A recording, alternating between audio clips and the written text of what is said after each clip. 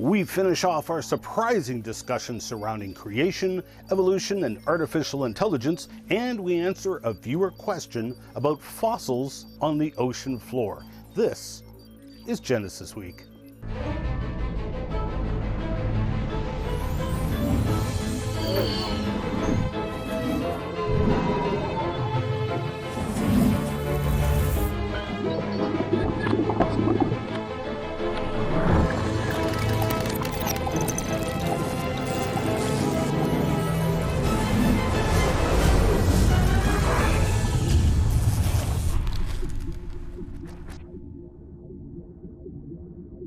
And welcome to this episode of Genesis Week, the weekly program of creationary commentary on news, views, and events pertaining to the Origins controversy, made possible by you, the supporters of CORE Ottawa, Citizens for Origins Research and Education. Excellence in pirate broadcasting. This week we set up our studios in Al's RV and parked it at an undisclosed location just outside of Squirrel Depot in Algonquin Park, where nobody can find us, so we can continue to bring you the information the anti-creationists don't want you to see or hear, as we continue to give glory to our Creator, the Lord Jesus Christ. The Bible does not say be ye transformed by the removal of your mind, but rather we believe our Creator gave you your brain to use it. Remember, if you get lost in cyberspace, you can just punch in wazulu.com. Please notice the corrected spelling.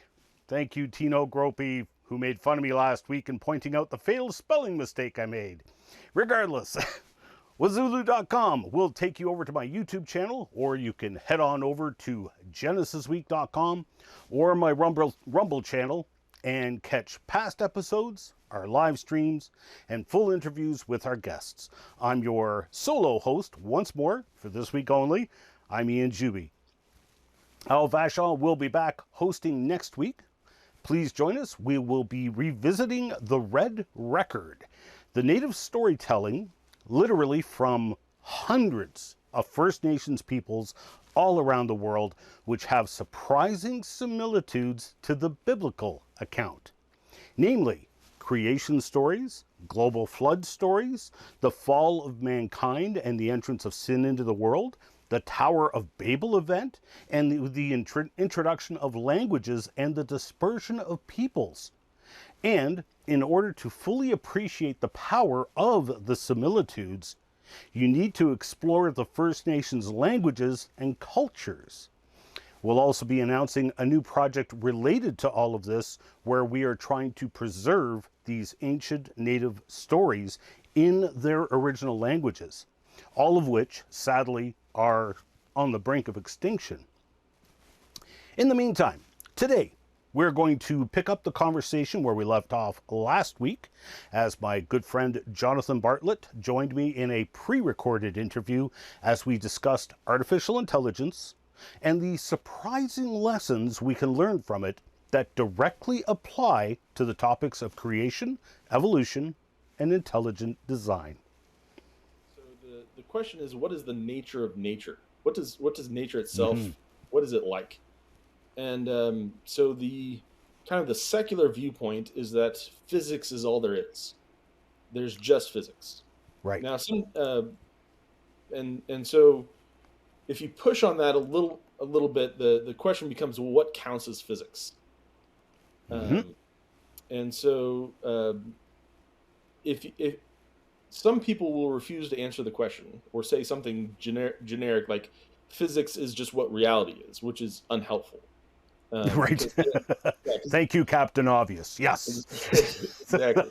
Well, I literally read a paper once where the first half of the paper said, so naturalism is another a name for physicalism, and so they're talking about why naturalism is true, and the first half of the paper said, we invoke naturalism because science is trying to avoid explanations by demons and that sort of thing. And the second half of the paper said, well, of course, some people might complain about the definition of naturalism we just came up with because even angels would fall into this definition.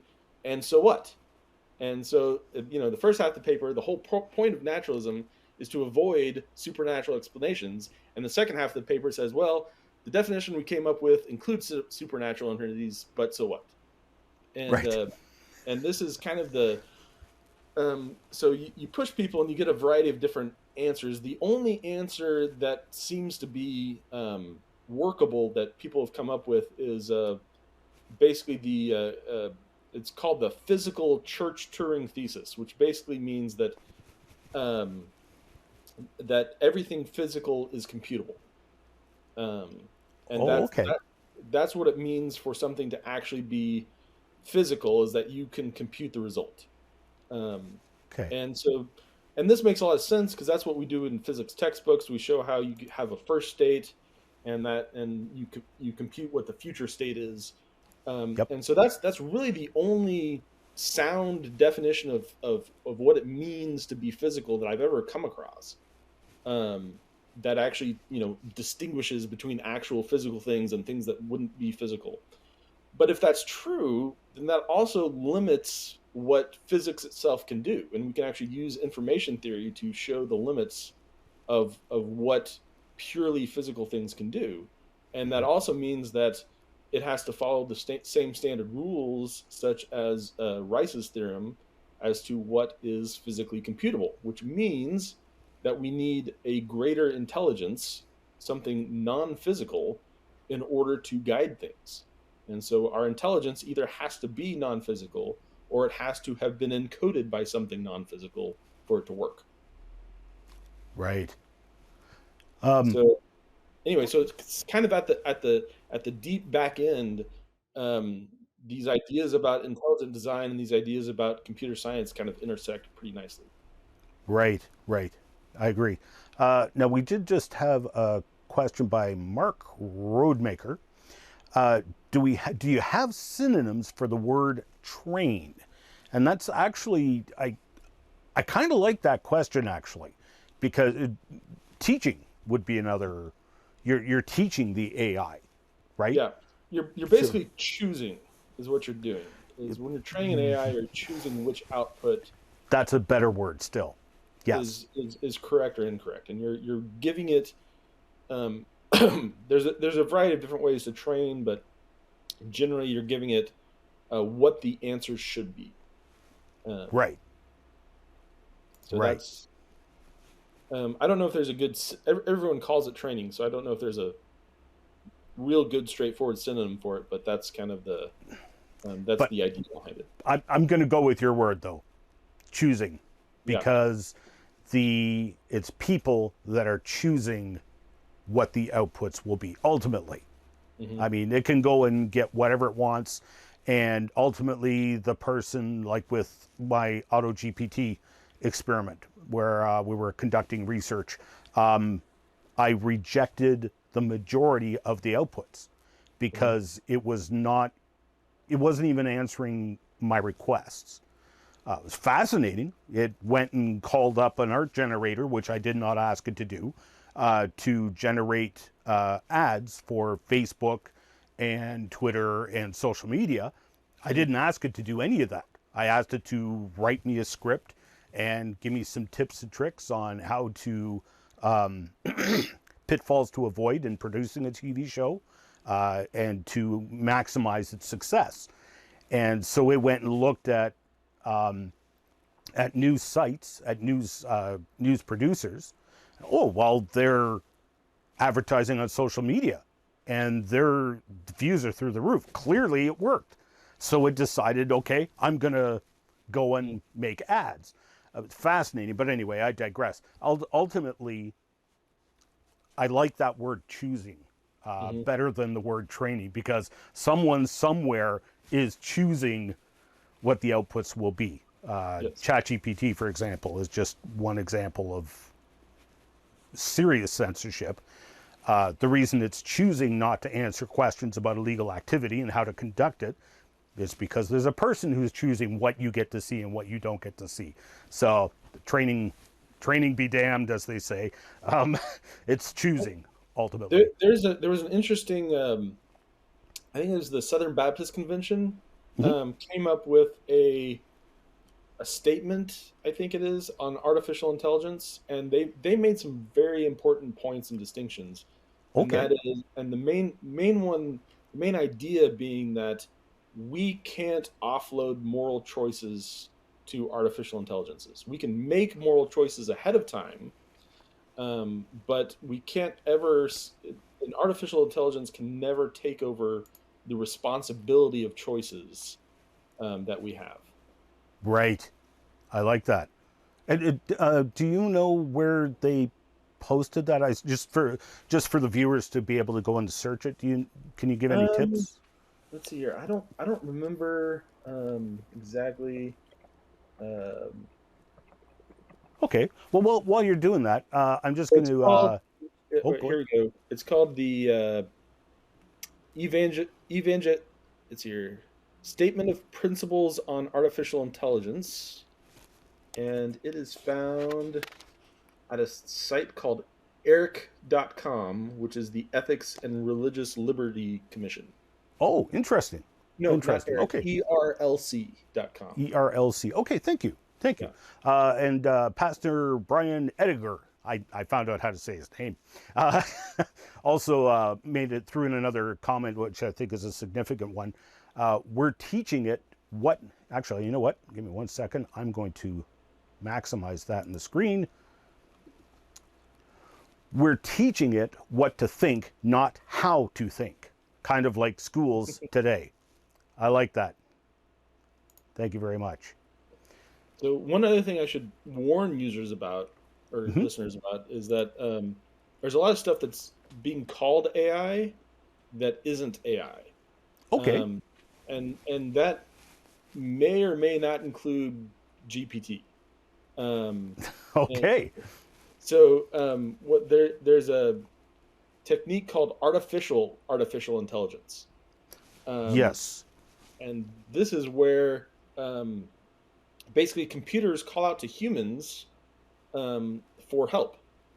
And so basically, like there was once a service that billed itself as an automated AI translation service. Oh, And what yes. they actually did is they just had a pool of people that were doing live translations. It wasn't AI anything. It was just people. Right. Um, and so this happens a lot more than a lot of people realize. There's actually a book. If you all wanted to dig deep into what these people's lives look like that do this, there's a book called Ghost Work um, that goes into detail on how this works. Now, Um, I've got your article up on the screen here. So this is on Mind Matters. on My Matters, yeah. Again, artificial intelligence. Jonathan is actually the author. Did you mention that book in that article by chance? No, I think the book came out later. Oh, okay, okay, fair enough. Yeah.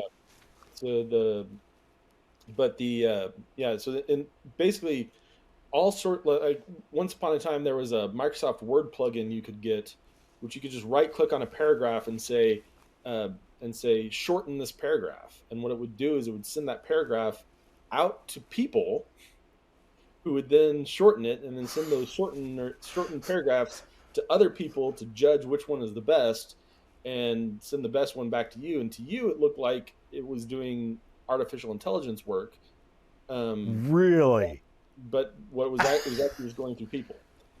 Um, really, I'd never heard that before. yeah, and then on top of that, so what happens a lot of times is that in artificial intelligence, there'll be classes of problems that it handles well, and classes of problems that it doesn't. And so, in a lot of production scenarios, if something is outside the bounds of what it's known to handle well, they'll send that to a person.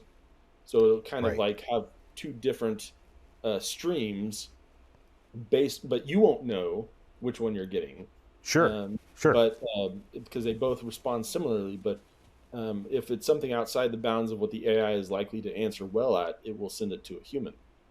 Right. And I don't Chat GPT 4. I don't know if it does this, but earlier versions of Chat GPT seemed to use humans. And a friend of mine, Eric Holloway, who also does a lot of writing on Mind Matters, did a lot of Yes. investigation of this, and basically, um, they kind of bury this in their safety guidelines.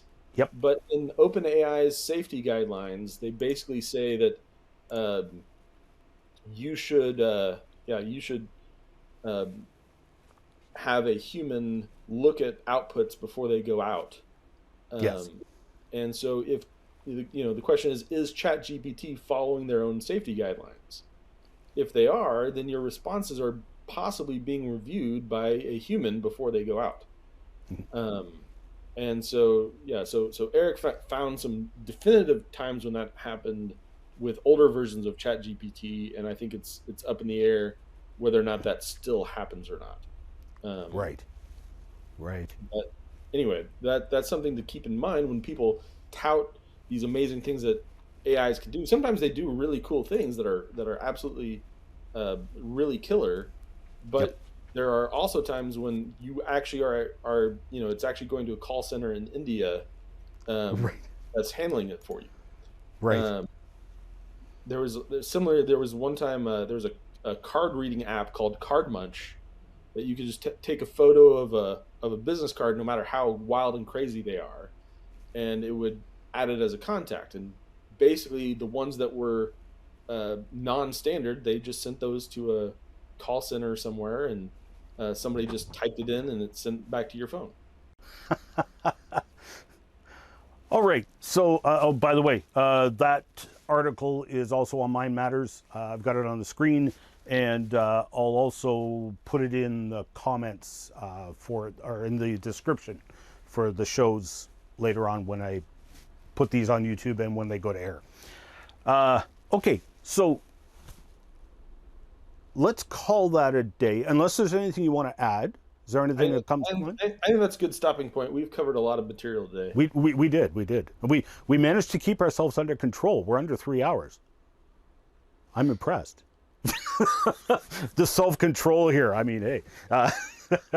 But thank you very, very much for coming on, Jonathan. I really appreciate this. I really wanted you, of all people, to especially to come on. So I appreciate your time, and I will thank you as well for the viewers who will catch this not just online, but also on TV, which from the looks of it is now going to be carried on Roku as well. So not just here, broadcast here in Canada, but also in Michigan, several stations, and also apparently Roku now on the Genesis Science Network. So I'll let you know where all that goes. But anyway, thank you very much for coming on, Jonathan. I appreciate that. Fantastic. Well, thanks for having me. I enjoyed it. Right on. The Complete Creation video series is just that, an exhaustive look at the science, philosophy, and theology behind the creation-evolution debate. In this 40-part series, Ian Juby walks you through the debate, starting with the philosophical premises and limitations of science, then the surprising history of evolutionary and deep-time beliefs. You then walk through the evidence for creation from biology, geology, physics, paleontology, and archaeology. Chances are, any questions you have about the creation-evolution debate is answered in this video library. The series is both entertaining and educational, and suitable for personal study or homeschoolers. This 40-part series is available on a 20-disc set in either standard definition DVD or high-definition Blu-ray, and is on sale now. Order your hard copies today online at our store at ianjuby.org.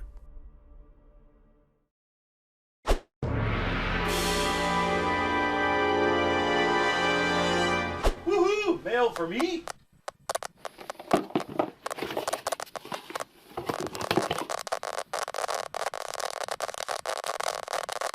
I wonder what it tastes like.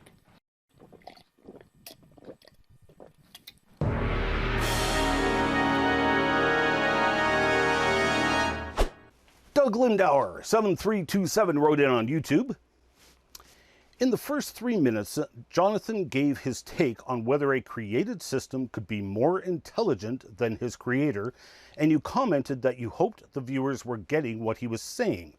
Well, I replayed it several times, and I have to tell you, I didn't. He seemed to be equating intelligence with information. An encyclopedia has a ton of information, but zero intelligence.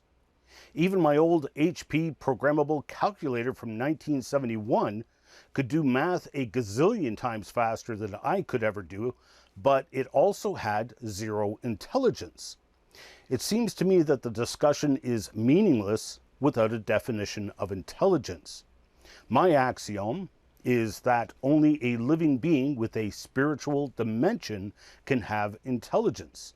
Therefore, even the most advanced AI has zero intelligence and never will have any intelligence whatsoever. All any AI will ever do is mimic intelligence. It will never actually have any. Thanks for writing in, Doug. Michael wrote in on Facebook. Whereby the world that then was, being overflowed with water, perished. Question: could it be the reason why comparatively few vertebrate fossils are found by archaeologists is because the world that then was, Tote Cosmos, is still under the ocean somewhere? Thanks for writing in, Michael. I know someone out there will correct Michael's miswriting archaeologist instead of paleontologist, so I might as well address that first. Paleontologists are the ones who study fossils, where archaeologists are the ones who study human history and artifacts. There is, of course, a crossover between the two. I would like to start there with a specific example which will lead us towards answering Michael's most excellent question. Take, for example, the fossilized human Calaveras skull. Excavated from a gravel bed in a gold mine in California in February of 1866. It is a completely modern fossilized human skull. The gravel bed was being mined some 150 feet below the surface of Bald Mountain in Calaveras County, and the specific layer was actually below several lava flows and dated as tertiary. Now, according to today's evolutionary timeline, these auriferous gravels are dated to the Eocene, or, on the evolutionary timescale, between 34 and 56 million years old. This flatly refutes the evolutionary timeline, which doesn't have humans evolving until 100,000 years ago. Now, you have completely modern, completely human fossils in rocks that the evolutionists themselves have dated at least 34 million years old. So today, the majority have bought into the lie that the Calaveras skull was a hoax, an Indian skull robbed from a nearby grave and planted in the mine. But as Lane and Gentet solidly demonstrated back in 1997, that claim is falsified on multiple grounds, not the least of which being that this human skull was by no means the only human fossil dug from those gravels. There was hundreds of fossil human bones, fossil animal bones, and human artifacts such as large decorated mortars hewn from granite. So the paleontological finds now include archaeological finds. But let's tie all of this together with episodes 2 and 3 of this season. You'll recall I discussed the migration of sloths after the Great Flood of Noah, and I pointed out one thing that creationists and evolutionists agree on. The ocean levels in the past were considerably lower than they are today. This exposed the continental shelves and land bridges connecting all the major continents. Furthermore, fossil whales have been found in sedimentary layers that not only go up into the mountains, but they also go down into the ocean basins. So one will expect to find a continuation of fossils in those layers, even where they are under the ocean. And in fact, this is exactly what is found. Oil rigs drilling down into those layers, they identify the layers by their composition and the fossils they contain. Now, this changes once you reach the edge of the continental shelves and it plummets down to the ocean floor, as the ocean floor itself is pretty much devoid of fossils as it is basement rock. Now, that's a fascinating discussion which I will save for another day, as I wish to focus on Michael's immediate question of fossils under the oceans. Yes, there are fossils under the oceans, and lots of them. Now, it's not just the sedimentary layers, but also sediments washed out into the oceans by erosion, which will also wash out fossils, making this mud layer on the ocean floor. A ship dredging this muck just off the coast of the Netherlands found a fragment of a Neanderthal skull and many human implements attributed to that Neanderthal man, including spear points and stone tools that were glued using what some scientists described as a Neanderthal superglue. It was birch resin, and there's a process involved in making it. I actually made a science short on the YouTube channel for my Tech Valley Science Center showing how you can make this resin. According to the Jewish traditions, the same superglue was the pitch that Noah used to build and coat the ark. So, a long answer to a short question, Michael. I hope that helps. All right, I gotta call all that a wrap. Please join us again next week. Remember those words of warning and hope that our Creator, the Lord Jesus Christ, gave us, saying, "I am the way, the truth, and the life. No man comes to the Father except through me." God bless. You can send your comments, questions, hate mail, and letter bombs to us in a number of ways. You can email comments at genesisweek.com, or you can tweet at GenesisWeek. Or leave a comment on CORE's Facebook page at CORE Ottawa. Or leave a comment on the appropriate show available on either the Rumble channel, rumble.com/user/IanJuby, or on the YouTube channel, which you can easily find by going to wazulu.com, that's Ian, and that'll take you straight to the YouTube channel. But just remember, these shows are now recorded live, so you'll want to search out the show under the Live tab.